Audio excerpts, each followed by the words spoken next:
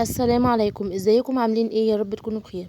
النهارده ان شاء الله هنعمل السبونج كيك زي ما انتم شايفين كده، بجد حاجه جميله جدا، هشه وطريه قوي وكمان عاليه، وهقولها لكم بالجرامات، وهقولها لكم كمان بالكوب. وان شاء الله هقول لكم كل التكات والاسرار بتاعتها عشان تطلع معاكم زي ما انتم شايفين كده. شايفين ما شاء الله عاليه زي ومفتحه من جوه، بجد جميله جدا. امشوا ورايا بنفس المقادير وبنفس الخطوات، ان شاء الله هتطلع زي ما انتم شايفين كده واحسن كمان. وقبل ما نبدا وصفه النهارده ما تنسوش تعملوا لايك وشير وسبسكرايب وتفعلوا زر الجرس عشان يوصلكم كل جديد. ويلا نبدا وصفتنا. معايا 250 جرام من الدقيق، ما يعادل 2 كوب وربع من الدقيق. وطبعا لو انت هتعمليها سبونج كيك بالشوكولاتة هتستخدمي 220 جرام من الدقيق و30 جرام من الكاكاو. ومعايا 200 جرام من السكر زي ما انتم شايفين كده، ما يعادل كوب كبير من السكر. ومعايا 35 جرام من النشا، ما يعادل 3 معالق كبار هرمية من النشا. ومعايا 4 بيضات كاملين، لازم يكونوا بدرجة حرارة الغرفة. ودلوقتي هنحط فانيليا علشان البيض زي ما انتم شايفين كده. وطبعا اهم حاجة ان الكوب اللي انا هعاير بيه الدقيق هو اللي هعاير بيه السكر، لازم يكون نفس الكوب. ودلوقتي هحط معلقة صغيرة من البيكنج باودر ومعلقة صغيرة من محسن الجل زي ما انتم شايفين.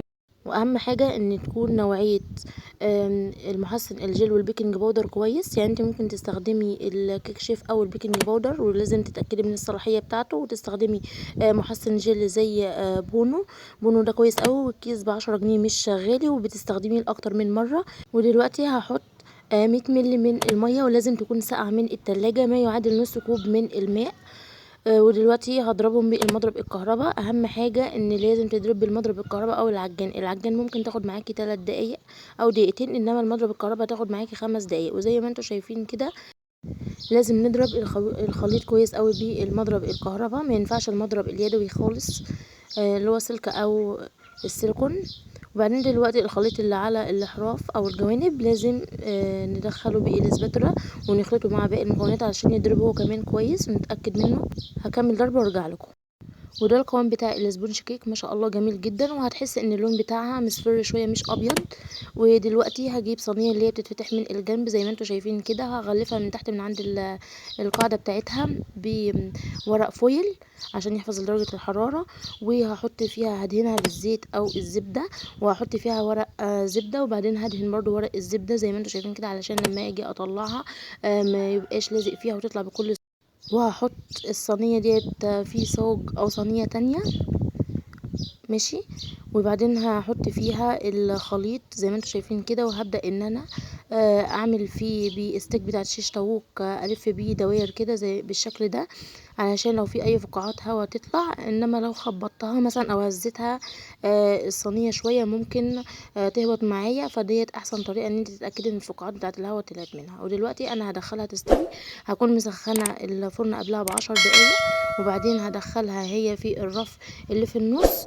واهم حاجه ان انا ما اغيرش درجه الحراره وهي جوه، وهي هتاخد لها من 30 ل 40 دقيقه في التسويه بتاعتها. وبعد ما تلاقيها استوت لو ما خدتش لون من فوق ممكن تشغلي الشوايه لمده دقيقه بس، تاخد لون بسيط وخلاص. ودلوقتي هي استوت معايا زي ما انتم شايفين كده، ما شاء الله. شايفين اللون الذهبي بتاعها جميل جدا. ودي الستيك دخلتها وطلعت نضيفه ما فيهاش اي عجينه خالص. فهي كده انا هسيبها تبرد وبعدين هرجع.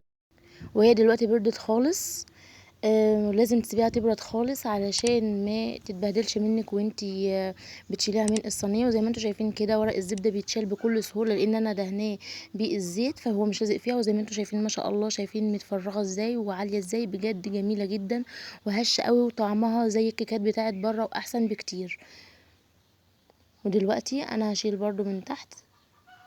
شايفين ورق الزبده ما شاء الله، شايفين اللون بتاعها ما شاء الله، بجد جميله جدا، واخده اللون الذهبي من كل النواحي بتاعتها ما شاء الله. شايفين طريه ازاي وهشه قوي. انا مش عايزه اضغط عليها عشان ما ينفعش ان انا اضغط عليها قوي زي ما انتم شايفين كده. ودلوقتي انا هقطع جزء منها. بجد ما شاء الله شكلها بيقول كل حاجه عنها. وطبعا انا هسيب لكم المقادير بالجرام وبالكوبايه في صندوق الوصف. اضغطي على صندوق الوصف واضغطي على المزيد واضغطي تاني مره على المزيد، وان شاء الله هتلاقي كل المقادير، وامشي بنفس الخطوات وان شاء الله هتعجبك. وان شاء الله هعمل فيديوهات بقى ازاي ان احنا نعمل التورت ونزينها بشكل احترافي زي بتاعت بره واحسن بكتير. ولما تيجي تضغطي عليها بتعمل صوت كده زي تش. جربيها وان شاء الله هتسمعي الصوت ده. وكده وصفة النهارده خلصت، يا رب تكون نالت اعجابكم. وما تنسوش تعملوا لايك وشير وسبسكرايب وتفعلوا زر الجرس علشان يوصلكم كل جديد من وصفات.